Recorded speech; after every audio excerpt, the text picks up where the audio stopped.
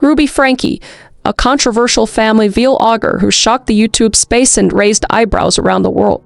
Her vlogs were not the happy family channel videos you would expect from a YouTuber, but instead a nightmare of child punishing her children in ways that some people would rather just receive the belt. And the drama eventually spread so large that not only was she convicted in court, but an entire Hulu docu-series was created to show the horrors that happened, not only in front of the camera, but behind it. Crime, conspiracy, cults, serial killers, and murder, all things that I love to consume. And I know you do too, you sick, twisted, beautiful, intellectually minded freak. But yes, today we are talking about the infamous Ruby Franke. We all know how much I love family vlogging channels, don't we? They're my favorite. And by they're my favorite, I mean I feel like they should be illegal. I don't like them. I don't like them one bit. I did cover Ruby Franke very briefly in a video maybe like a year ago. Didn't go deep dive into it, but she's resurfacing on the internet and in court because of this docu-series. So I figured we'd do a deep dive into this bitch. So without further ado, let's unbuckle our seatbelts, go Mach 5 down the highway, slam on the brakes and bust through this windshield into this pos family vlogger together. So Ruby was born in Utah in January of 1980 to Chad and Jennifer Griffiths, growing up with three sisters Ellie, Julie, and Bonnie. Her family was born in Utah, which was also deeply involved in the Church of Jesus Christ of the Latter-day Saints, the LDS Church. We've done a lot of videos about that. You go watch those ones, but some shady stuff sometimes, which is better known as Mormonism. And this belief would shape not only her life, but her children's as well at word. And later in life, she would marry Kevin Franke, a former professor of engineering at Brigham Young University in Provo, Utah on December 28, 2000, and together they adopted a structured approach to parenting, which was heavily influenced by religious beliefs. They emphasized obedience, self-reliance, and regimented lifestyle for their children, often framing these values as essential for their growth and success. Which, like on the surface, teach the round. That doesn't sound so bad. I guess if you're for religion against religion, that's your own. Same. But so far we seem okay. Buckle up. So, as the couple's family grew, Ruby saw an opportunity to document their lives and share her parenting philosophy with a broader audience to it. So the launch of 8 Passengers in 2015 marked the beginning of her vlogging career and the end of these kids' safe private childhood. I can't stand these people. I can't stand people that exploit their children. Jail. Oh wait, she's already in it. I'm giving it away. Let's continue. So Ruby felt the need to share this part of her life. A lot of mothers think their way of teaching and raising their child is the best way. Not all mothers. I think a good mom always thinks there's room for improvement. I think that makes a really good parent. But Ruby she thought she was perfect. But sometimes they just want to share their life experience and document their children, which again is like okay on the surface, if it's just here and there. It's with friends and family, not with the entire world and every moment of their lives. So in 2015, she created the channel 8 Passengers. A joke that mentioned how many people were along for the ride in her family of 8. It's not that funny. Herself, her husband along with her 6 children, Shari, Chad, Abby, Julie, Russell, and Eve. And her audience began to expand with her semi-relatable content about raising children and experiences as a mother. And she had a pretty loyal fan base of moms and others entertained and even inspired by her take on parenting. And eventually she would reach her peak of popularity, garnering around 5 million subscribers on her, over 1 billion views by mid-2020, which is insane. However, with more eyeballs on her channel, people began to realize that she definitely wasn't an ordinary family channel and something was off about her treatment of her children. And the treatment of her children was mostly on camera.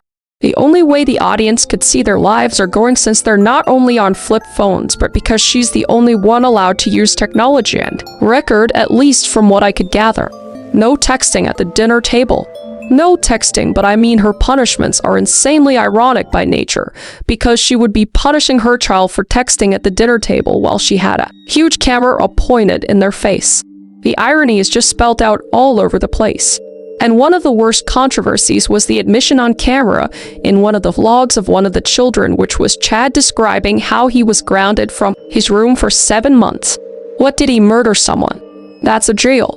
What is what? My bedroom was taken away for 7 months and then you give it back like a couple weeks ago. I don't think our viewers know that you've been sleeping on a beanbag gag. I was sleeping on a beanbag since October. So instead of sleeping in his bed, he had to sleep on a beanbag. And his mother was sitting next to him laughing and smiling like it was the funniest thing ever. Oh my son has a perfectly fine room and what he did wasn't that big of a deal, but it makes her great content. So tell us how miserable you are, Chad. 'Cause sick. I hate her. So I don't like this. So wait, what is the reason he would deserve such a punishment? Ask yourself that. Well, the reason that's been in my head so pretty funny, but now that I look back at it, it's pretty depressing. No, he never told our viewers that I woke Russell up at 2 in the morning and told him that we're going to Disneyland and he has to pack. And he got up and made his bed all neatly and then packed all his clothes in his suitcase and he walked out the door. And I'm like, Russell. And he's like, what? And he's all happy. If that's grounds for grounding your child and banning them from the room for 7 months, I should literally be in a 30-year sentence in my parents' basement right now. Like, so mild. So innocent. Like, that is funny. That is some shit I would pull. Like, they just weren't allowed to be kids. Like, it didn't harm anyone. Made a couple people little sleep-deprived for a night. My God. So when he's laughing and telling the story, she looks at him very displeased, stating that if it's so funny, maybe he needs more time to learn his lesson. And he wasn't even in his room. He was sent to the family room and had to sleep there for 7 months. Not his bedroom, but the family room. Like, I can't even imagine, can you imagine no privacy for 7 months? As at this point, I don't know exactly how old he is, but a teenage boy. And I know a lot of people don't have that option, but to have that option and it just to be stripped away from a person that you think that's supposed to protect you and respect you in it just makes me really sad. It makes me really sad for this kid. Like, obviously they're at a point where they are privileged, but at the same time, other side of the coin, they're living in a prison. And they even talk about the daughter next to them who got her phone taken away for months, stating that they can't call their friends. And then they change the topic and talk about how they can't hang out with their friends, to which Ruby says they can hang out with their friends with no problem. However, what she doesn't realize is that their friends live far away and that they can't hang out with them since they have no communication with them. And I think she realizes that her kids literally have no friends and can't hang out with friends if they do have them. Not only because they can't see them, but probably because they judge how their mother treats and disciplines them. She's creating a cult in her own home, or she did create a cult. She's isolating her children and she's controlling them. Not in like a motherly way, like how you're supposed to teach your kids stuff and protect them from harm. She's just a menacing cult leader amongst her family. I mean, it's just awful to watch. And there is no smiling from the children other than to cope. Not out of fun or excitement about their lives, but literally just to cope. You can see her face, too. You can tell that she's realizing what she's doing to her children, but just refuses to change. Just a classic narcissist. And it's hard to justify this behavior, and it seems that the audience also agreed with this, thankfully, considering I had to make this video. You can tell people did not like the response to this. But another horrible disciplinary action was the lunch deprivation incident. And this incident involved the 6-year-old daughter, Eve. And according to Ruby in her vlog, she states her daughter's teacher texted her and told her that her 6-year-old did not pack a lunch. I just got a text message from Eve's teacher. She said that Eve did not pack a lunch today and can I bring a lunch over to the school? And she would then ask Ruby to bring a lunch for her because she's at lunch without food. And Ruby says this happens frequently and she knows her teacher is uncomfortable with her not having a lunch and it would ease her discomfort if she did have a lunch. Her 6-year-old daughter is going to school with no lunch as a punishment. She's starving her children as punishment frequently. But instead of doing what a loving mother would do and bring a lunch, she texts the teacher back. I responded and just said Eve is responsible for making her lunches in the morning and she actually told me she did pack a lunch tea. And the natural outcome is that she's going to have to be hungry. That's what Ruby Franke said about her daughter. So the natural outcome is she's just going to need to be hungry. So her 6-year-old daughter forgot to pack her lunch and is going to have to suffer the consequences and just be hungry. But that alone is not the worst part. Believe it or not, the worst part is that Ruby doubles down, stating that hopefully nobody gives her food and nobody steps in and gives her lunch. Bitch, what? Oh my god, I want to go Undertaker on her ass, and just but I mean like this is an evil woman. The fact that she's straight-faced talking about her 6-year-old child in that way, hoping they starve for lunch to teach them a lesson about packing their lunch, is actually the definition of evil. And her punishments just go on and on. Things that most people would probably just get grounded for, or like their phone taken away for a week or something, but not this family. This Ruby is just like to the extreme and then past that line. And another notable punishment she gave to her children was at the table filming them, and their reaction ready to give them possibly one of the dumbest punishments. And this punishment was putting all of their stuff in a bag. If they wanted something out of the bag, they had to pay for it cash, like real money, cash money. If you have something in the bag that you would like out, you can pay cash for it, so you learn the value of your items. And this was to teach them to understand the value of their items. They could also do a chore equivalent for the cost of the item as well. But to make things more fun, whatever they didn't buy back out of the bag by the end of the day would be thrown in the trash. How fun, Mom. How fun. What? Like there's a moment in there where it's like, okay, there may be a lesson in there somewhere. Earning your stuff. I get that. But then throwing it in the trash, just insane. And I mean, I could go on and on about how much she mistreated her own children and how her obnoxious whining and behavior was just appalling. But that would literally take hours and hours, and I don't want to spend that much oxygen on this bitch, alright. So I digress, we'll move on. Hey, I'm still recording. So finally, peer pressures from the audience steered drama channels and others to look into this family channel, pointing out the horrors going on camera. So CPS and DCFs work all to check on the children. However, no action was taken during those times, and this happened multiple times. The neighbors knew of their actions, but were unable to do anything about it, unfortunately. So her audience began to turn on her, realizing she was not this good family mom she pretended to be, because it was impossible for her to hide from her true colors, even from behind the camera. And things would just get worse when Ruby would make a new friend named Jody Hill to brand a self-proclaimed mental health counselor. And Jody owned and ran Connections Classroom, which was a life coaching program to promote extreme ways of parenting and strategies. And Ruby became closely knit with this business with Jody, with videos like this to be relatable to parents who experience the same things. You guys, it is time for back to school. This is what morning school routines used to look like in my home before I knew about structure and boundaries. Gerpo, have you brushed your teeth or fixed your hair? And Ruby was already in with this strict way of parenting, and having Jody in her life was encouraging this lifestyle even more, like an echo chamber of bad ideas. And it became so extreme that her husband began to dislike the treatment she was doing towards her children. I'm glad he disliked it. Step up, bitch. Sorry, I'm getting really mad. I'm getting really mad. I also need to put my glasses on. But this eventually would lead to Ruby kicking Kevin out of the house. It's insane that she would just continue this horrible mindset, though thinking it's best for her family with her equally insane therapist friend Jody.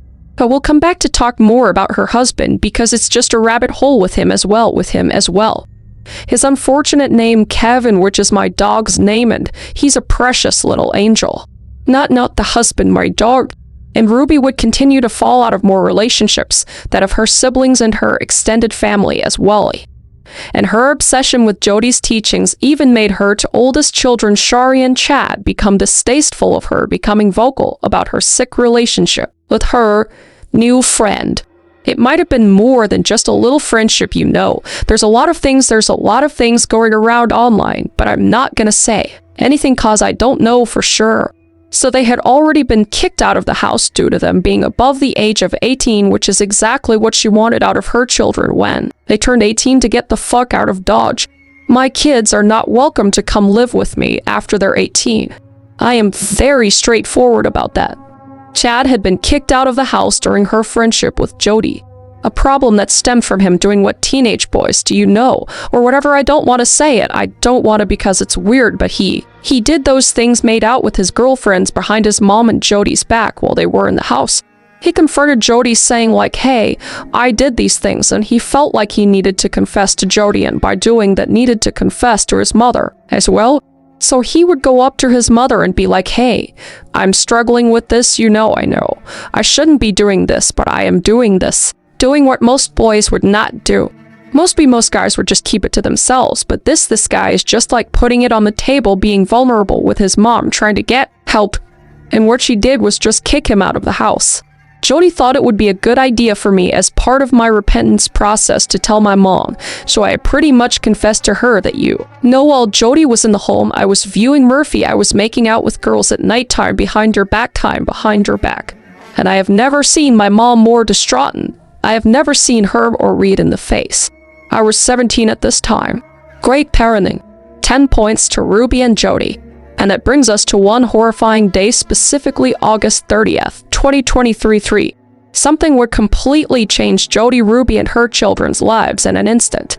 On August 30th, 2023, a 12-year-old boy was seen knocking on the door of his neighbors. I just had a 12-year-old boy show up here at my front door asking for help, and he said he just came from a neighbor's house and no, there's been problems at this neighbor's house. This boy was asking for some food and water, shown skinny and with duct tape around his ankles. And when examined closer, injuries to his wrists and ankles worse, severe, leaving damaged tissue and muscle. And the boy ringing the doorbell asked for the police, and he was obviously thin and starving. So the neighbor gave him a banana and some water and waited for the police to come and arrive. And after a deep examination of the boy at the hospital, they found cayenne pepper and honey had been used to dress his wounds.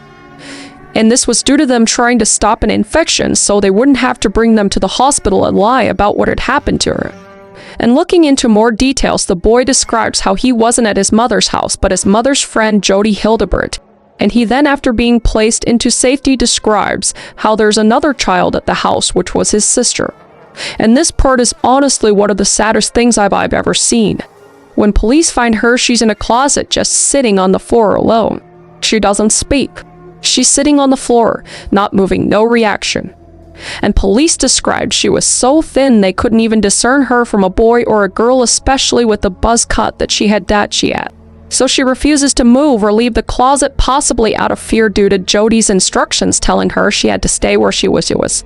And obviously starving police would bring her a pizza and some soda to help ease her fears and getting something into her system. And reportedly, she just stared at the food and the drink for several minutes, not moving, not eating, not drinking, just totally paralyzed in fear. And after for hours, she would finally stand up and leave the closet.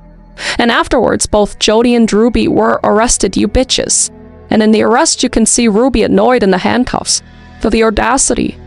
And later, when detectives question her, she's seen blinking like a psychopath and completely silent. It's honestly just sick. And when she finally responds to a question, it's too late for her lawyer. I'll wait till I have a lawyer. And Jody, equally insane, telling detectives if they knew all the pieces of the story, they'd have a lot of empathy. Like, just shut the fuck up, put some duct tape around your mouth, shove you in a closet, and not give you food. How about that? No, yeah, probably not. That's probably not a good thing to do. Prison, yes. If you knew all the pieces, I think you'd have a lot of empathy. What's going on? But according to police questioning and the evidence alongside, the young boy had slept outside and wrote jail in Pebbles, meaning he was thinking about calling the police not for help, but to absolve himself from the crimes his mother said he committed. The brainwashing that happened in this household is astonishing. When I say she's a cult leader in Jody, it is just like Jim Jones. They don't like they're right up there with them. And knowing that the young 12-year-old boy thought he was the one who was going to be arrested and not his mother and her friend is insanely telling about just all that happened. And a day before all of this, she's seen on Jody's channel with just crocodile tears Ruby that is saying she's staying firm and how she's mothering her children. And this happened while they were obviously tied up in this exact house, which is horrifying to think about. You wonder where I've been on my vlogs. You wonder why I left YouTube. To save my kid. No amount of money. I'm telling you, I was making millions and I left it because my kids were being hurt with entitlement. They were being hurt. And she was then charged with 6 counts of felony aggravated child. However, we wouldn't know if she would suffer for her crimes until later that year. Ruby was held without bail and the media was over this time. Any sort of influencer that is charged with something is immediately national headlines, as we know. And to no one's surprise, everyone celebrated the fact that she was finally caught and arrested and were eagerly awaiting details of what would happen to her, including myself. And before Jodi Hildebrand could be charged, she immediately surrendered her license as a counselor. I fucking hope so. And on December 18th, 2023, Ruby pleaded guilty to 4 counts of the second-degree aggravated child charges. And in the proceeding, they talked about how she would hurt children. One story involving her young son working outside for several weeks without any protection, which caused him to be severely burned. And Jodi herself was also charged with 4 counts on December 27th of the same year. Miss Franke, how do you plead to count 1 aggravated child a second-degree felony guilty, to count 3 aggravated child a second-degree felony guilty, to count 5 aggravated child a second-degree felony guilty, and to count 6 aggravated child a second-degree felony? With my deepest regret, I'm sorry for my family and my children guilty. And we wouldn't get any more news until February of 2024, when they would finally receive their sentencing. On February 24, the sentencing hearing would begin, and they read off the situation Ruby and Jodi had put the kids in, describing it as a concentration camp, where she starved and neglected them from May to August in 2023. Miss Franke and her business partner held her 2 children ages 9 and 11 turning 12 in a concentration camp-like setting, and they were even emotionally abused so badly that they believed the punishments that they were receiving were earned and deserved. Heartbreaking, like so heartbreaking. However, the defense had taken an interesting side. They're trying to pin it all on Jodi and avoid as much punishment against Ruby as possible, it seems. And yes, she's accepting her punishment, but they frequently mention how most of it falls on Jodi, as if it's not the mother's fault. Is it as if they're not her children, and though you know she's responsible for her children and the care she puts them in, no. Ruby realizes that she still has work to do in shedding those thinking errors and to reestablish a better and correct pattern of thinking and behavior. Ruby realizes that changing her thinking, reestablishing relationships, and healing are not simple or easy tasks. However, she is committed to doing that work. I would like the court to know that Ruby Franke is a delightful, respectful, and responsible person. She is open to feedback and addressing the consequences of her actions head on, and now ready to address your honor and accept your judgment. And Ruby then makes her own personal statement talking about how she followed counseling guidance from her friend Jodi, and that in turn is the reason for her unchecked reality, as if she wasn't doing all of this before. Sorry, I can't take anything seriously that comes out of her disgusting foul bitch mouth. Sorry. Oh my god, I need to settle down. She's right there with Casey Anthony for me. Just no remorse. I don't care. So she spends the majority of her time thanking the officers, the medical staff, her lawyer, except blah blah blah blah blah. Only at the end does she talk about her children, which is why, in my opinion, she doesn't care what she has done against her children, only that she got caught and was in trouble. And her crocodile tears honestly means that nothing, nada, because you talk about all these other people that you put above your children, just like in your own wife. And as for Jodi, she has her own statement as well, and weirdly enough, she seems more humane about it, despite her being a huge reason for the abuse towards the children, or at least furthering and encouraging Ruby to abuse them more. And I say this because she mentions the children first. Wow, first see, take notes, Ruby. Although Jodi's a piece of shit too, I sincerely love these children. But in the end, they both received the same sentence. 1 to 15 years terms in prison served consecutively for each of the 4 counts of child abuse to which they pleaded guilty. And this is one of the harshest punishments ever given in recent child abuse cases. However, they're more likely to serve around 30 years. Honestly, I think it should be the rest of their miserable lives, personally. There should be no chance these just wastes of oxygen should ever step foot outside of a jail and be allowed to be near children of any kind. And Ruby's sister Bonnie made a YouTube video titled, "I am not my sister. I am not my sister's crimes." And in the video, she talks about how she knew her family was strange, but she never knew what was going on. And why is that? Well, Ruby, like we talked about before, cut her family from knowing anything that was going on. She knew she was weird, but didn't have a clue what was going on behind closed doors. And she could be seen crying after learning the horrors her sister had done. She said they work behind the scenes legally to try to fix things. She couldn't just go there unbusted because if she did that she could go to jail for breaking and entering. So how could she help? However, her most important point, which we'll get into, is that the only person who could have directly gotten involved and helped those kids was Kevin. Remember Kev in The Father Kevin? As mentioned before, it was in the vlogs and 8 passengers Ruby's husband. And Kevin is a less talked about character in all of this, as he witnessed the end eventually just left her in 2022 but never went back to help you. Know his children, who you know were being by you know his wife. But Kevin Frank would state that he was unaware of the extreme ways she was parenting. However, he talked about how Jody was able to avoid the law because she never answered her or and more not answer the door, not speak with authorities, DCFs, or police, just remained silent. And as long as everybody remains silent, then within a specified amount of days, typically 30, the case closes by itself. But what's weird is the interrogation he had with detectives and his reaction to learning the information. He's seen crying about what's gonna happen to his wife because he loves his wife, you know, the wife that his children, and he has no reaction to anything. He's just stone cold and it just feels a little evil. Not gonna lie, it's my opinion, okay? Not saying he did anything well, I'm just saying he didn't do anything. And I can say that cause he didn't, but just look at his reaction to the officer saying he doesn't know how he'd feel if he wasn't able to see his kids. That stuff. I can only imagine how that feels, man. I got kids and not have seen him for that long, that would tear a piece of my heart out. Now you could say he's in shock, but I see someone involved cause he says I trust her. Okay, so the dude is either spineless and guilty or just ignorantly guilty. But there's no way he didn't know you know. And he blames Jody for everything.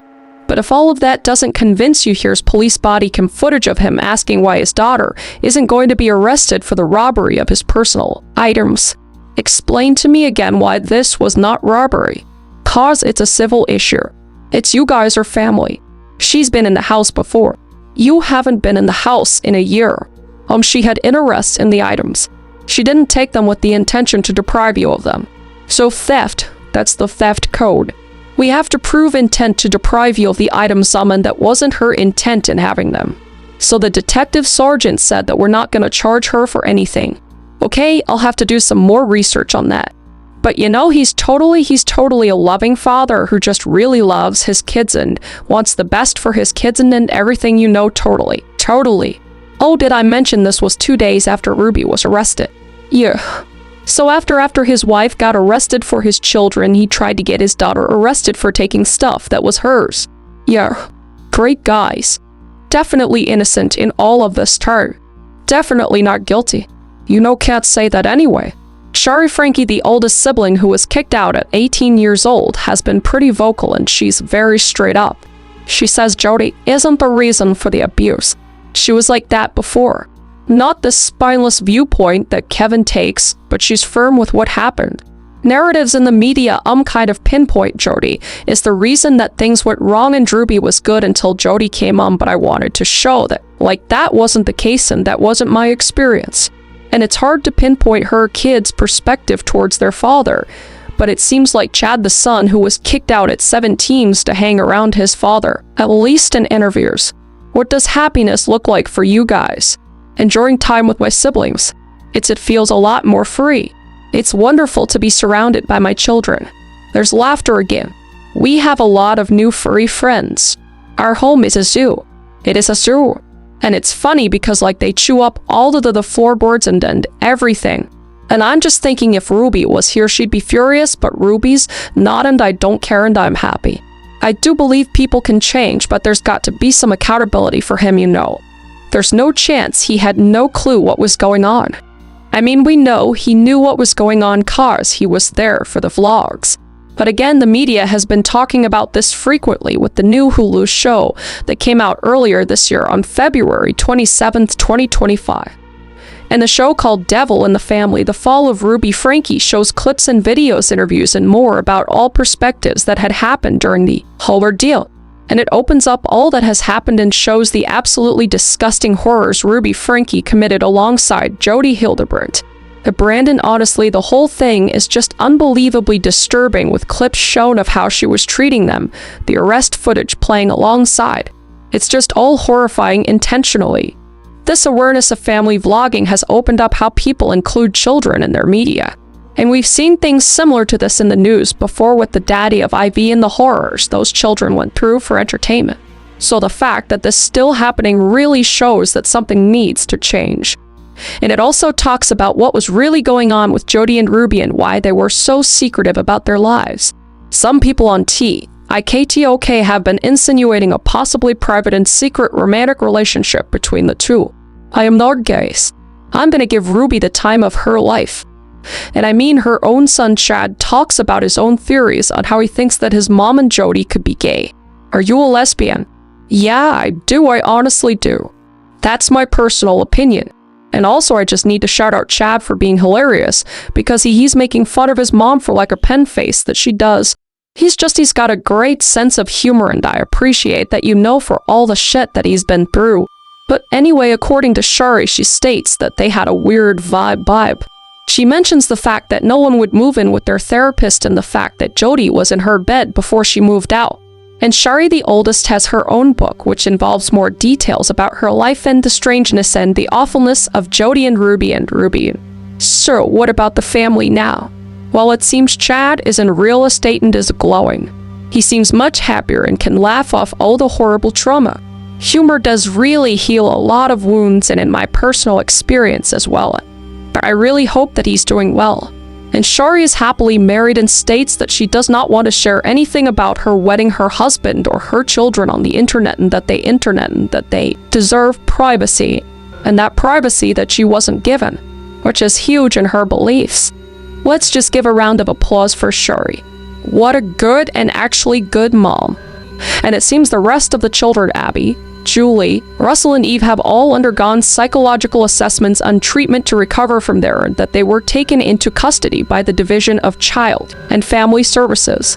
Supposedly, they're all in contact with their father Kev, and who is trying to rebuild their trust, but currently they're in state protective custody, which is exactly what they need to be safe and away from their evil mother and questionable father. But in the end, it all boils down to an evil mother who becomes overly controlling of her children, putting it all on display for the world to see. And I personally think, as you guys know if you watched any of my content, I think it's just really bad for parents to film their family like they're in a freaking docu-series or movie. I don't think it's good. It's not only creepy, but puts too much of their lives on display, and it's not something they can consent to. And sometimes it even goes to their head. I just don't think it's ever positive in any way to make your child the center of your content. I think sharing your kid here and there, it's okay, and I think you should be able to do that. Just be aware of what done this time is out there. I mean, we haven't even touched on the fact that there is just creeps in every crevice of the internet, and that they are preying on the children that are posted. So I think it's just good to know for parents out there, if you're going to post your children, just know that there are negative effects of that, or can. Okay? I don't have kids yet, y'all won't see him. If I have him, tell you that right now you'll never see him, cause I won't ever do this. I won't ever do this to my kid, because they deserve privacy until they're of age and they can make their own decisions. And that is just my personal thing, but very much especially because I'm already a public-facing person. So anyway, I'm out of breath. Hey, text me out anywhere. I hope you enjoyed the video or not enjoyed it. Please let me know what other deep dives you want me to do below. These are always rough. Always the family stuff always gets me. I don't know why. I think it's just cause it's close to home. It's close to YouTube home, and I know people in the space, and it just kids, man. Kids are so innocent. They deserve better. And I'm glad all these kids are now on the up and Ruby and Jody, maybe Kev and you suck. On a quiet Finnish lake in the early hours of a June morning in 1960, a nightmare unfolded inside a small canvas tent. 4 teenagers had set out for what should have been an innocent camping trip, but by sunrise, it would become one of Finnish history's most horrific and puzzling murder investigations ever. And for over 6 decades, the lake bottom murders have baffled police, terrified locals, and fueled countless theories. This is the lake bottom murders. Crime, conspiracy, cults, serial killers, and murder, all things that I love to consume. And I know you do too, you sick, twisted, beautiful, intellectually minded freak. I went deep today, baby. But today, we are talking about an extremely baffling case, one that I was not familiar with at all. But now I'm all too familiar with it. And I'm gonna make you familiar with it as well, because these cold cases, man, they eat at me.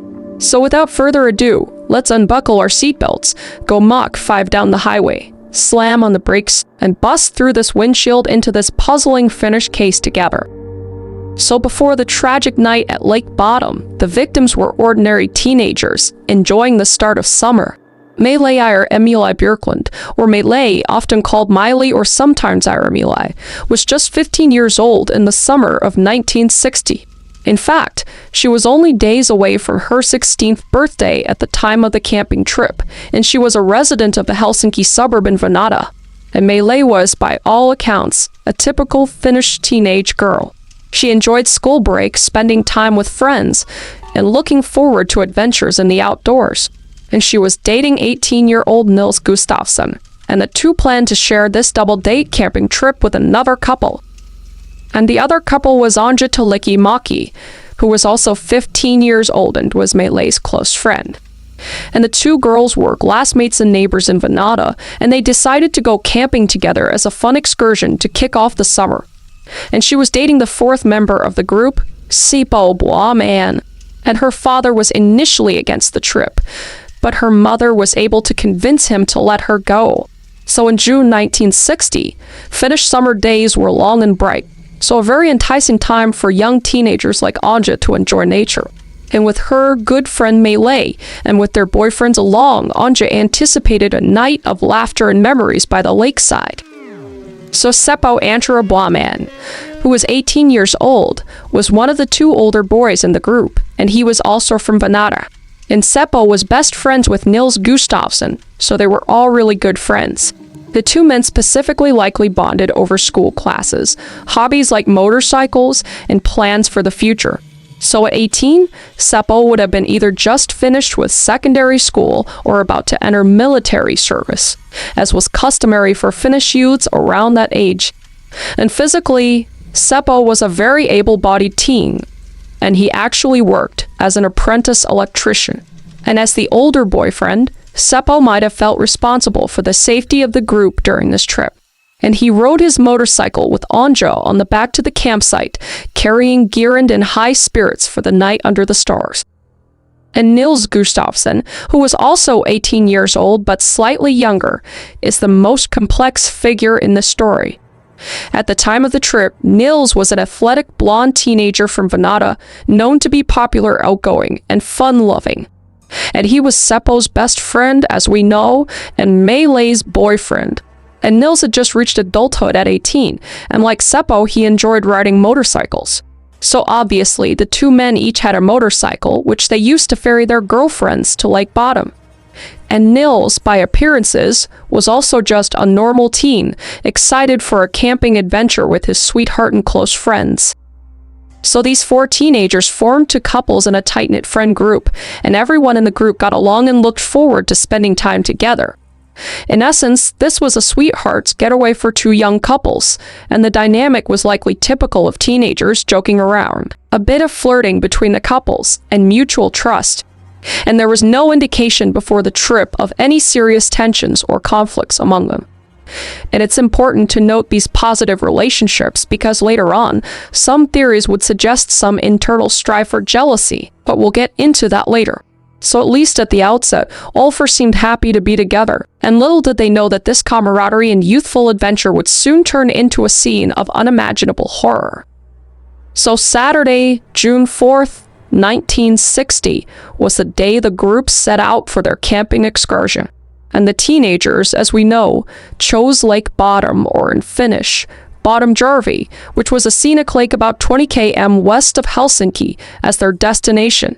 So Lake Bottom, located near the city of Espoo, was known to be a popular camping spot among locals.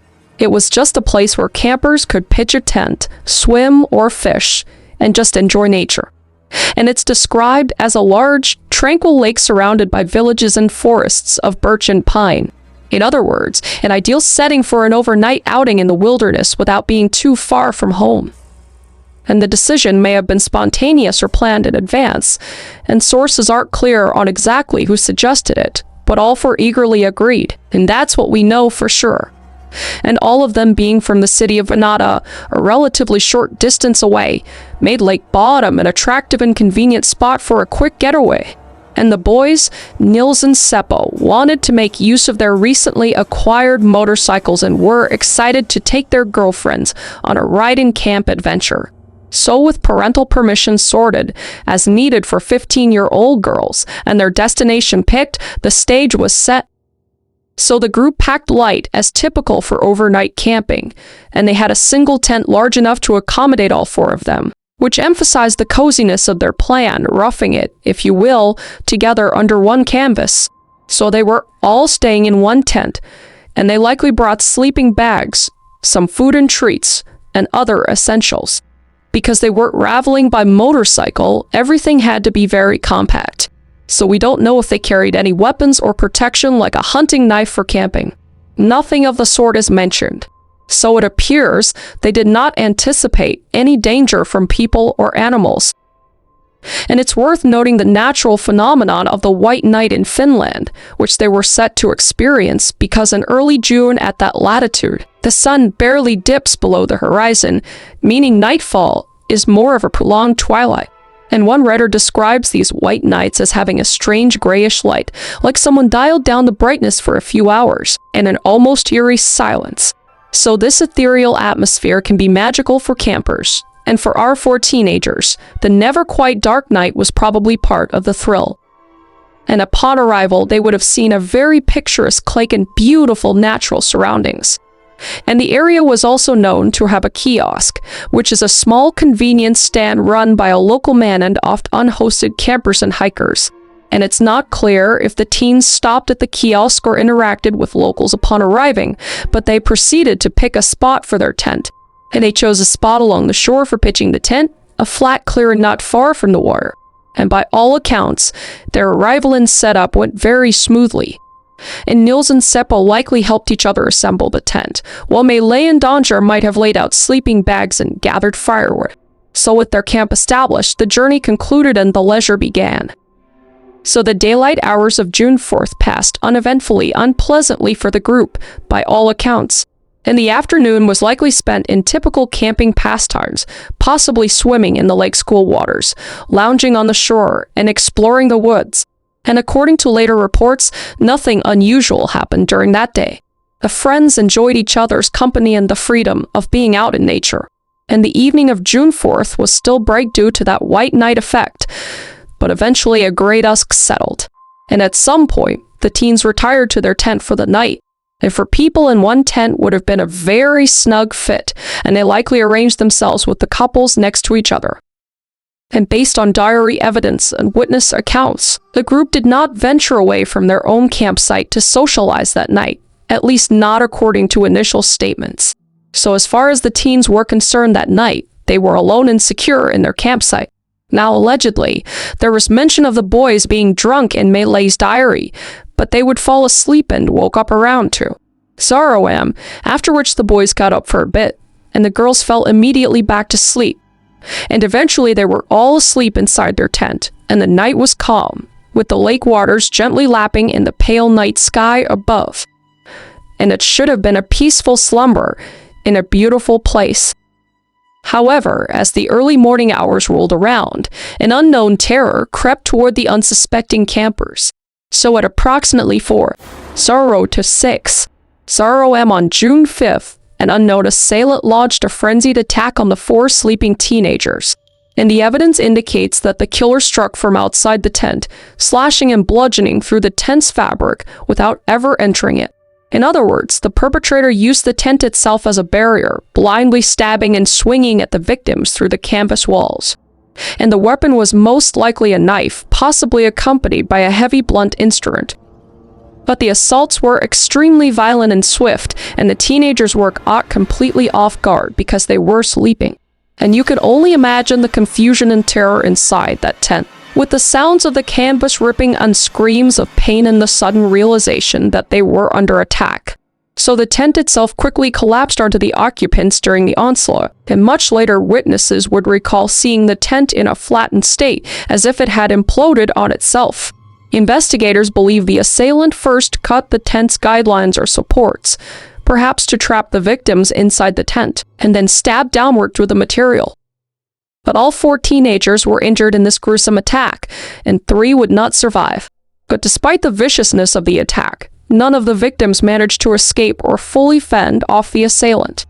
And there are no reports of any of the teens getting out of the tent to run or fight, indicating how sudden and overwhelming the ambush was. And during the frenzied stabbing and bludgeoning, one victim, Nils Gustafsson, may have caught a fleeting glimpse of the attacker. And Gustafsson would be the lone survivor in this attack, and he would later claim that, in a brief moment of half-consciousness, he saw a dark figure dressed in black with bright red eyes looming over them. And this eerie description, "red eyes as if glowing," had become part of the legend of Lake Bottom. And it's unclear if this was a hallucination, a distorted memory. Perhaps the attacker had some reflective material, or it was a product of trauma, or just a genuine detail. But regardless, it was the only hint of the attacker's appearance given by any of the victims. And the assault likely lasted only minutes, but was absolutely devastating. And by the time the assailant was done, 3 of the 4 friends lay dead or dying, and the lone survivor was unconscious and gravely wounded. And the killer then left as mysteriously as he had arrived. And at around 6:00 a.m., not long after the attack, a pair of young birdwatchers in the area reportedly noticed something odd. In the distance, they saw a collapsed tent and a blonde-haired man walking away from the campsite. And the sighting would later become a crucial, if ambiguous, clue. So the birdwatchers did not approach the site, thinking perhaps that nothing was seriously wrong. And meanwhile, the murderer vanished into the early morning mist tide. And the crime was over in mere moments, but its repercussions were only just beginning. So the attack's aftermath for each of the 4 campers can be pieced together from the physical evidence and forensic reports. And tragically, Melee, Anja, and Seppo all sustained fatal wounds while Nils survived with serious injuries. So Melee suffered the worst fate of all victims, and she was found outside the tent, having been pulled or dragged part way out during the attack. And disturbingly, Melee was undressed from the waist down when discovered, and whether the assailant removed her lower clothing or it was a result of being dragged is uncertain, but the state of her attire suggested a possible sexual assault motive or grotesque staging. And Melee's injuries were also the most severe, and she had been stabbed dozens of times, far more than the others. And forensic analysis indicated that many of her stab wounds were inflicted after she was already deceased. So it's kind of in line with just a very angry sounding like personal attack, like a vengeance he had just for Melee specifically. And also Melee's head had been hit extremely hard, causing shattering injuries. So this was just extreme overkill for Melee, and it seems to me she was like the center of this person's rage. But since Melee was Nils's girlfriend, the only survivor's girlfriend, some later theories speculated about personal jealousy or hatred directed at her. We'll talk about that later. But in 1960, investigators could only note that she clearly bore the brunt of the killer's fury. And Melee's body was also found lying on top of the collapsed tent canvas near Nils, but there was no sign of her actually being sexually assaulted in terms of confirmed evidence. But her being partially unclothed and the brutality left the possibility in people's minds. So Melee would die at the scene from a combination of stab wounds and blunt force trauma. Now Anja's body was found inside of the tent, and she was likely attacked and killed before she had any chance to escape. And Anja's injuries, while fatal, were notably less extensive than Melee's. And she had been stabbed and hit, but not to the excessive degree of her friend Melee. And it's possible Anja died quickly from her wounds as well, but there was no indication that Anja was moved or deliberately posed either, as she simply remained where she was attacked inside the tent. And Anja's cause of death was the multiple stab wounds and blunt force trauma to her head as well, consistent with the same weapons that killed the others. And the horror of all this suddenness meant Anja likely never even fully awoke before she was killed. And Seppo would also be found dead inside of the tent as well. So was the other man and the oldest in the group, and one might expect he'd have resisted the attack to some degree, but the situation gave him little chance given the fact that he was asleep, most likely. And Seppo's injuries included stab wounds and blunt force trauma as well, similar to Anja's. And there was speculation that Seppo might have awoken and confronted the attacker for at least a moment. However, at the crime scene, Seppo's body was found inside the tent with fatal wounds, indicating he did not get that far if there was any sort of scuffle. And notably, neither Seppo nor Anja were at act post-mortem like Melee was. So their killings, while violent, seemed straightforward by comparison. So, at just 15 years old, and 18 years old, these poor teenagers lost their lives in what should have just been a safe camping trip. And then there was Nils, who was the sole survivor of this massacre, but he came exceedingly close to being the fourth fatality, cause he was found alive but unconscious, lying on the ground near the tents outside, on the same side as Melee. Nils had severe injuries, his jaw was broken, he had fractured cheekbones, and a deep knife wound to his forehead, and he also sustained a serious concussion, and he was also covered in blood. And initially, responders thought he might die of his injuries because he was barely clinging to life when he was discovered. Nils was found barefoot, and notably, his shoes were missing from the scene. So it appeared he had been inside the tent during the attack and somehow ended up outside of the tent, possibly staggering out or being knocked out of the collapsed tent by the assailant, and he would collapse next to Melee. And there are differing accounts of his exact position when he was found. Some say he was on top of part of the tent canvas, others that he was just beside it. But in any case, he was within a couple of meters of the other victims. But despite his grievous wounds, Nils was still alive when help finally arrived several hours later. And he had no memory of the actual attack, likely a merciful side effect of the head trauma, and, as mentioned, only later recalled a fleeting image of the red-eyed figure in black attacking them. So Nils's survival would have major consequences. It meant there was a witness, albeit with a shattered memory, and a victim who could later be scrutinized. But on that morning in 1960, Nils was viewed purely as a victim who narrowly escaped the fate of his friends. And he was rushed to the hospital as soon as rescuers came, and his injuries were documented as consistent with being attacked by the same perpetrator who killed the others. So the scene at Lake Bottom on the morning of June 5th, 1960, was one of both confusion and horror because the teen's tent had been collapsed onto itself, visibly torn and soaked with blood. And blood splatter in pools around the site made it clear a vicious attack had occurred. And the tent fabric had multiple slashes and punctures from the knife thrusts. And inside the tent was a disarray of sleeping bags and belongings that were drenched in blood as well. And the entire area was eerily quiet in the early light of dawn, except for the distressing sight at the campsite itself. And evidence would indicate that the killer had attacked from outside, like we were talking about before, cutting the tent open and cutting downward. But remarkably, no murder weapon was found at the scene, so neither a knife nor any blunt instrument was recovered. And this meant the assailant took the weapons with them or disposed of them somewhere. Investigators later scoured the lake and surrounding woods, but the murder weapons have never been located.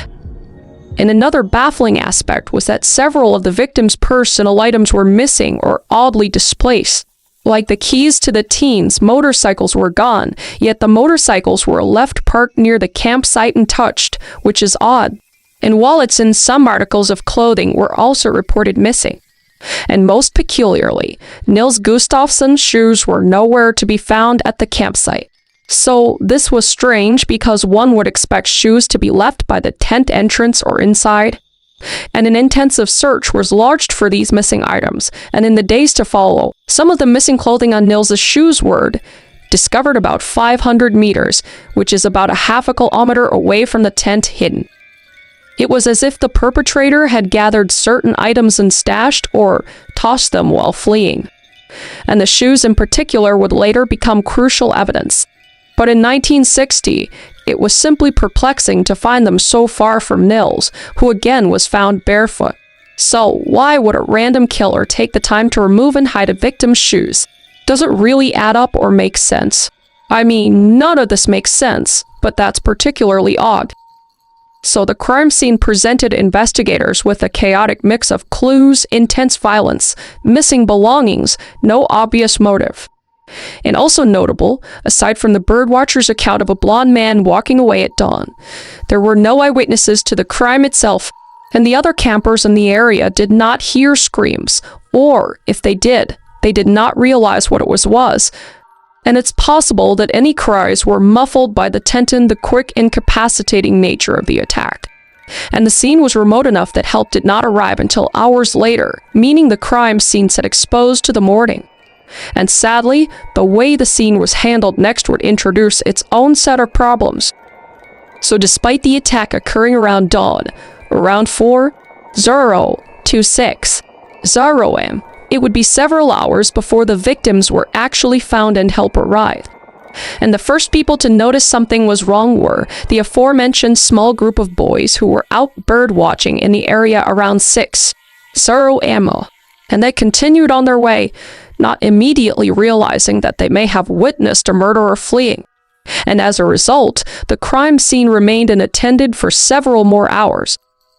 And it wasn't until 11:00 am that the bodies were officially discovered, and a local man named Dristo Siren, identified in some reports as a jogger or carpenter out for a morning walk, came upon the campsite and saw the carnage.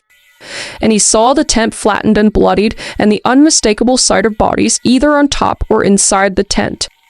And I can't imagine how he felt seeing this, but luckily, Risto immediately alerted authorities, and he contacted the police, who arrived at the scene by noon on June 5th. Some sources alternatively name a carpenter called Desko Eva Johansson as the discoverer. So it's possible that Johansson and Siren are the same person, or one of these people accompanied the other, or one did find it first, or by the other. So I'm not positive on that, but those are the two names we have. But regardless, the key point is that a local adult found the victims late in the morning and called police. So when police and medics arrived to this horror show in front of them, to their surprise and relief, they found Nils Gustafsson still alive despite his severe injuries. So medics quickly extracted Nils and rushed him to the hospital in Helsinki for emergency treatment, and the other 3 teenagers were confirmed dead at the scene. And the police began to secure the area, but crucially, their approach to the crime scene would be later seen as disastrously lax. Initially, however, their focus was on the possibility of catching the perpetrator nearby ungathering obvious evidence. So they had the birdwatcher's report, which gave them a rough timeline, and the murders likely happened shortly before that sighting, and the time of discovery at 11:00 meant the killer had around a 5-hour head start to escape, which is a lot of time. So law enforcement conducted a search of the vicinity, hoping the murderer or any weapon might still be around, but found nothing immediate. Meanwhile, news that 3 teens were slain at Lake Bottom spread very quickly, drawing curiosity and alarm. And unfortunately, as more people flocked to the scene and investigators swarmed in, the integrity of the physical evidence on site would suffer greatly. But the first priority was interviewing the only person who might tell them what happened, and that was the survivor, Nils Gustafsson. So Nils obviously was in no condition to give a full statement immediately, and he was transported to the hospital and treated for his broken jaw and other injuries. But when he was able to talk, Nils described the events as he remembered them, which unfortunately wasn't much time. And he claimed to have little to no memory of the actual attack, likely due to his concussion and trauma.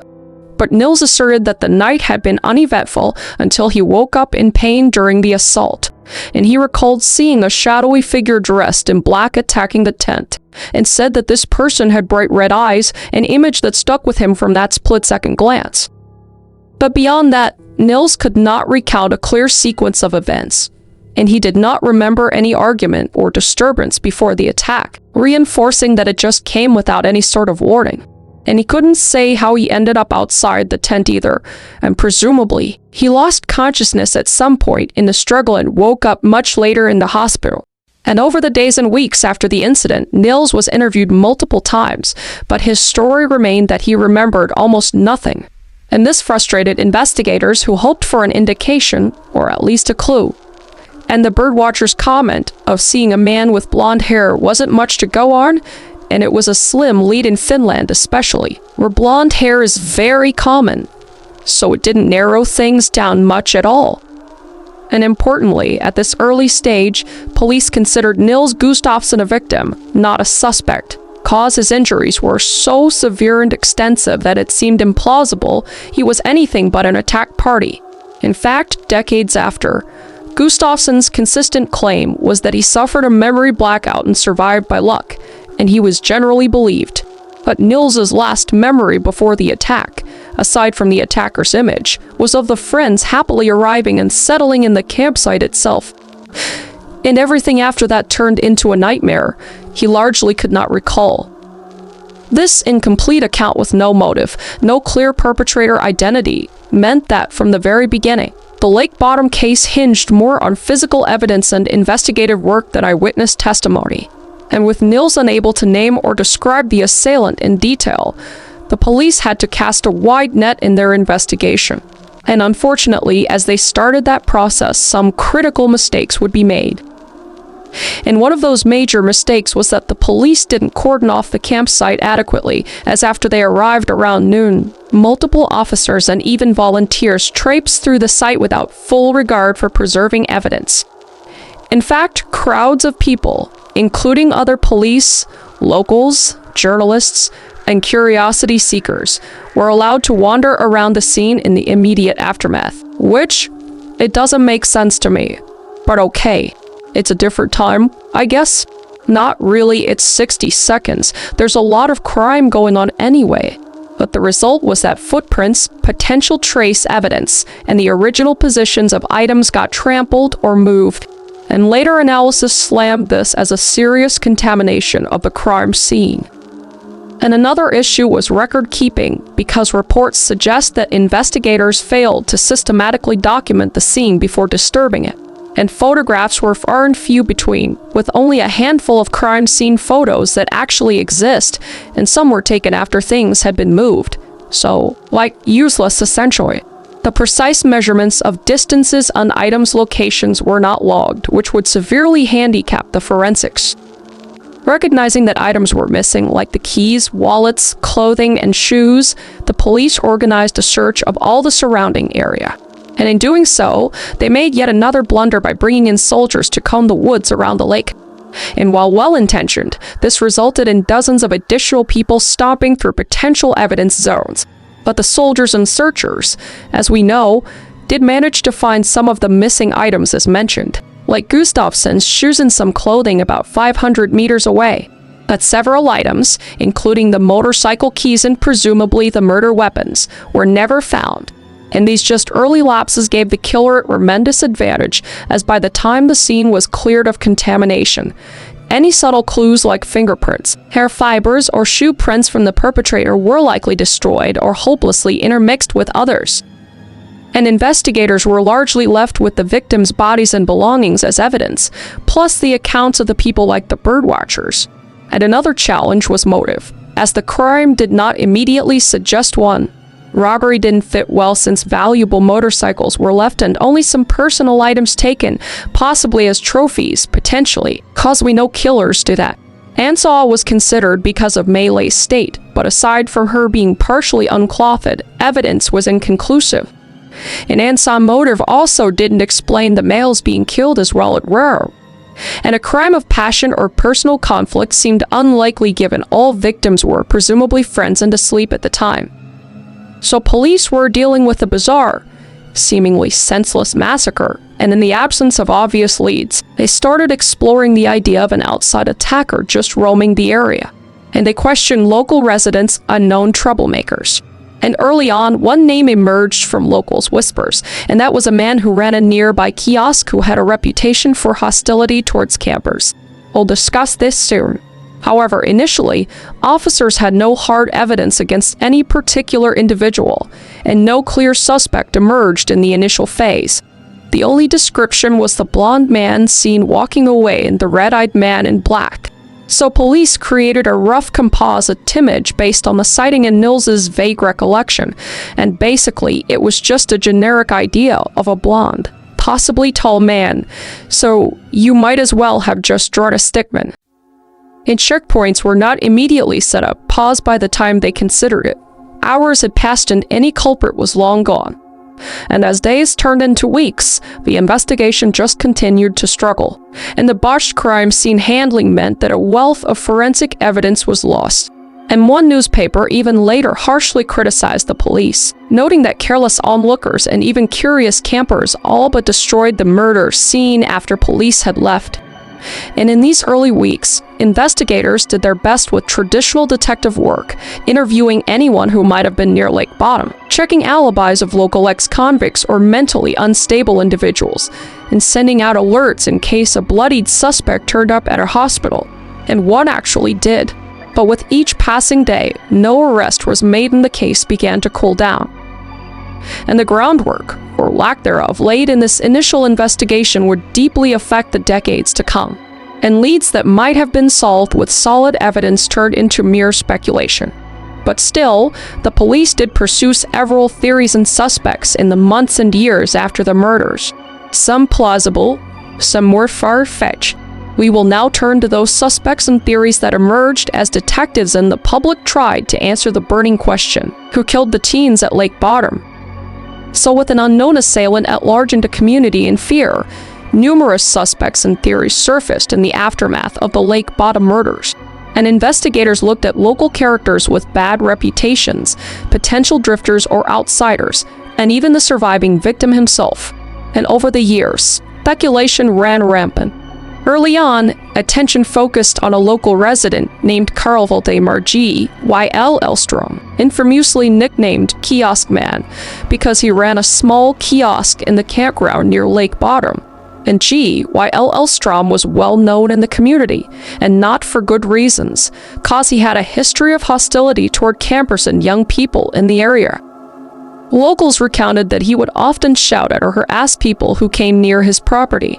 In fact, he was said to have cut down tents and thrown rocks at visitors he didn't like, not a nice guy. So this pattern of aggressive, antisocial behavior made him an immediate person of interest when a campsite full of teens was savagely attacked. And many in town quietly suspected G. Y.L. Elstrom from the start, and some even claimed to have seen him behaving oddly on the morning of the murders. And according to later accounts, several witnesses said they saw G. Y.L. Elstrom returning from the direction of the campsite that morning looking wet, as if he'd been in the lake. But these people were too afraid at the time to inform police of this. And G. Y.L. Elstrom's own wife initially provided him an alibi, saying he had been home in bed with her during the early hours of June 5th, thus supposedly unable to be the killer. And police interviewed G. Y.L. Elstrom and searched his property but found no hard evidence linking him to this crime. So this kiosk man denied any sort of involvement, and aside from community rumors and his general creepy demeanor, investigators had nothing concrete, and they remained skeptical of the second-hand reports of his drunken confessions or supposed knowledge of the crime, because it was said that G. Y.L. Elstrom, when heavily intoxicated, allegedly blurted out confessions to the murders on multiple occasions, which is pretty suspicious to me. Or okay. But when sober, he would either deny it or was just dismissed as a mentally disturbed individual. And police at the time chalked up his wild statements to him just being disturbed and did not pursue any charges.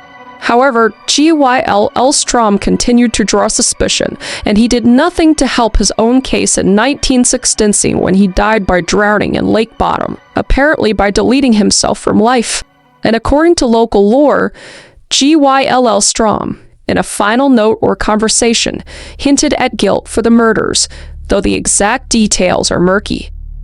And after his death, a haunting revelation would come, and on her deathbed years later, G. Y.L. Elstrom's wife recanted the alibi she had given him, and she confessed that she had lied to the police out of fear, implying that G. Y.L. Elstrom had not been home at the time of the murders and that he had threatened to kill her if she revealed the truth. So this posthumous admission by the wife gave enormous weight to the theory that the kiosk keeper was the bottom murderer. And villagers recalled that just days after the murders, Gyll Strom had filled in a well in his yard with concrete. So it was speculated that he might have hidden the murder weapons or bloody clothing in the well. And police later did excavate or examine the property but found nothing. Nonetheless, Gyll Strom remains one of the most popular suspect candidates in the public eye. He had motive, if seething hatred for campers or teenagers is a motive, and possible opportunity because he lived nearby, and just a general proclivity for violence.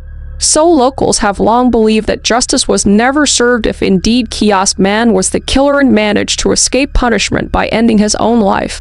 And in books and discussions, Gyll Strom's name often comes up as a likely culprit, a grumpy misanthrope who took his anger out on for innocent kids.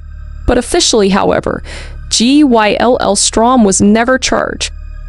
And with his death, the lead effectively died with him, and the case file on him remains circumstantial. And police in later years stated they could not conclusively place him at the scene, and thus he is an unproven but strongly suspected figure in the Bottom case. So beyond the local kiosk man, investigators and amateur sleuths have scrutinized several other potential suspects, and to stand out for the level of attention that they've received, one is Hans Assmann and two is Pentti Sorninen. And each represents a very different profile, one a mysterious outsider with alleged spy connections, and the other a troubled youth who confessed under dubious circumstances. But let's talk about Hans first, and this name recurs in multiple Finnish unsolved cases, practically achieving a boogeyman status.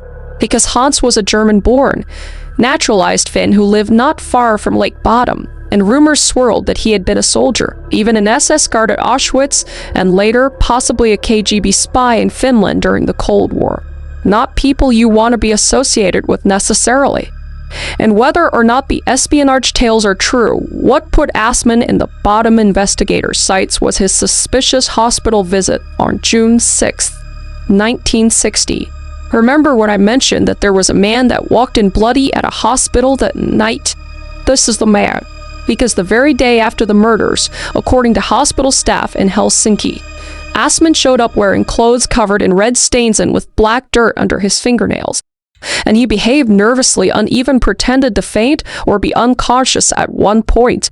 And doctors who examined him believed the red stains on his clothing were blood, and they noted his agitated state as well. And considering the timing, this was a giant red flag. So the hospital alerted the police about this strange patient.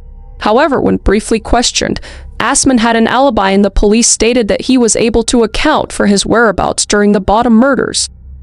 And some sources say authorities claimed Assmann was in Germany at the time, and others say he was in Helsinki but with someone. And in any case, the police seemingly accepted the alibi and did not confiscate his clothing for testing, which is an oversight that later drew a lot of criticism, which is deserved in my opinion.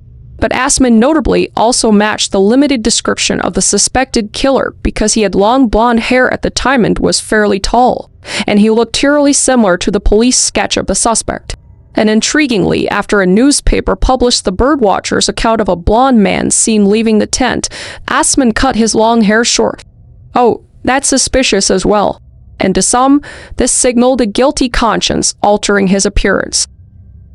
And Assmann's name would surface in popular books years later, accusing him of not only the Bottom murders, but other unsolved killings in Finland. And a former doctor named Jorma Palo, who had seen Assmann at the hospital, became convinced of his guilt and authored several books outlining a theory of Assmann as a serial killer protected due to secret connections. So it's an interesting one, and it goes deep into, like authority figures at government and cover-ups and all this kind of stuff, which at this age, I just wouldn't even put it past them at this point. But I don't know. One theory even posited that Assmann's possible intelligenced eyes caused authorities to hush up or ignore evidence against him, essentially a cover-up scenario. And it is a very dramatic speculation, but it obviously caught the public's imagination. But Assmann would die in the late 1990s, but not before reportedly confessing on his deathbed to at least one murder, though it's unclear if that referred to Bottom or another case. So officially, the police in 2005 reiterated that Assman had a verified alibi and was not considered a suspect by the original investigation. But to this day, many Finnish true crime enthusiasts think Hans Assman could have been the killer who slipped away. And then there's the lesser-known suspect, which is Pentti Soininen.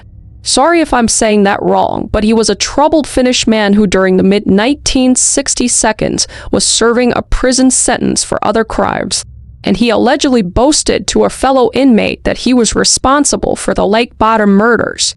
But what do we know about criminals? They just love confessing shit anything just cause they want like props in jail. But nevertheless, this jailhouse confession was taken seriously enough that he came under police scrutiny. However, a glaring fact undermines this claim, and that is that he was only about 14 years old at the time of the murders. So at 14, could he realistically have overpowered for older teenagers, two of whom were 18-year-old boys? And many, including the police, found that highly doubtful. And even if armed, a lone 14-year-old would likely struggle to subdue an entire group, especially with Seppo and Nils present. And some have speculated about him being a part of a larger group of assailants, but no evidence of multiple attackers was ever found. So inconsistencies in his story and lack of corroboration led authorities to view his confession with a lot of skepticism. I just think he just wants street cred in jail. And he would die by deleting himself from life in 1916, the same year G.Y.L.L. Strom did, before anything could be conclusively verified. So we'll never know. So with his death, this line of inquiry hit a dead end, and Soininen is generally considered an unlikely suspect, but his name occasionally arises when cataloging all who have claimed responsibility. So aside from named suspects, a few broader theories have circulated. And one is a possibility of a random drifter or foreigner passing through who committed the murders and then disappeared. But Finland in 1960 had relatively low crime, and a crime this violent was just unprecedented, prompting ideas of an outsider perpetrator. And some thought perhaps a violent escapee, prison or military deserter because there was an army base in the region, might have done it. And another theory poses that it was some kind of twisted revenge or vendetta. For instance, had one of the teens angered someone who then followed them to the campsite. But there's no evidence of any vendetta that ever emerged. And of course, there were those who whispered about supernatural or occult explanations, especially given the red eyes detail Nils mentioned. But those are firmly in the realm of legend. And by the 2002s, virtually every human suspect theory had been explored to some degree, with G.Y.L.L. Strom and Assman remaining the public's top picks for the likely culprits, until a bombshell whisk placed suspicion on someone who had long been presumed innocent, and that's the survivor, Nils Gustafsson. So, for 40 years, Nils Gustafsson was regarded as the unfortunate sole survivor of the bottom attack, a victim left with physical and emotional scars. When Finnish police stunned the country by announcing that they had solved the case, and they were charging Gustafsson with the murders. Now, this development was nothing short of shocking. So how the heck did investigators come to suspect Nils after so many years? And the answer lies in a combination of new forensic analysis and revived witness testimony, which together formed a circumstantial case against him. So the cold case was reopened in the early 2000s by the Finnish National Bureau of Investigation, and with advances in DNA technology, forensic scientists re-examined the old evidence, including bloodstains on clothing and the tent. And one key finding was that Gustafsson's shoes, which recall had been found hidden 500 meters from the scene, had blood from the 3 slain victims on them, but none of Nils's own blood. Interesting. And this was a crucial clue for the prosecution. And their interpretation was that if an unknown attacker had bloodied Nils along with the others, Nils's own blood should be on his shoes. So the absence suggested that Nils was not wearing the shoes at the time he bled, when he sustained the injuries. And instead, the only blood on the shoes was from the other 3, implying the shoes were worn during the killing of the others, because everybody else's blood was on his shoes, but his own blood wasn't on his shoes. As if he killed them and hid his shoes because he had killed them and there was blood on them, and it made him look guilty. So in the prosecutor's scenario, after killing his friends, Nils removed his shoes, now stained with victims and his friends' blood, and hid them, then later injured himself, accounting for his blood not being on his shoes. And this forensic reinterpretation was the backbone of the case against him. And investigators also revisited witness statements. Notably, there was a woman camper who came forward, and she claimed Nils and Seppo had drunkenly visited her tent on the evening before the murders and that Nils was acting aggressive. And this new testimony puts Nils's character in question, suggesting he might have been intoxicated and agitated that very night. So the prosecutors would weave a theory: Nils Gustafsson, in a jealous rage, murdered his friends. And according to their narrative, the four teens may have been drinking, and Nils became drunk and belligerent, and conflict would ensue. Possibly a fight between Nils and Seppo, perhaps over something like Nils making advances towards Seppo's girlfriend, or an argument about the girls in general. And in this supposed altercation, Seppo may have punched Nils, breaking Nils's jaw, which matches Nils's injury. And enraged by the fight and perhaps humiliated, the idea of a bruised Maliko was floated during this trial. Nils was said to have snapped. And the prosecution suggested that Nils then turned violent, and he may have attacked Melee first in a frenzy of jealousy or anger. And this would explain why Melee's injuries were so extreme as Nils's girlfriend. Maybe he targeted her in a jealous fury, and why her injuries were so much more severe. And then after she was deceased, then he went to eliminate the witnesses who were injured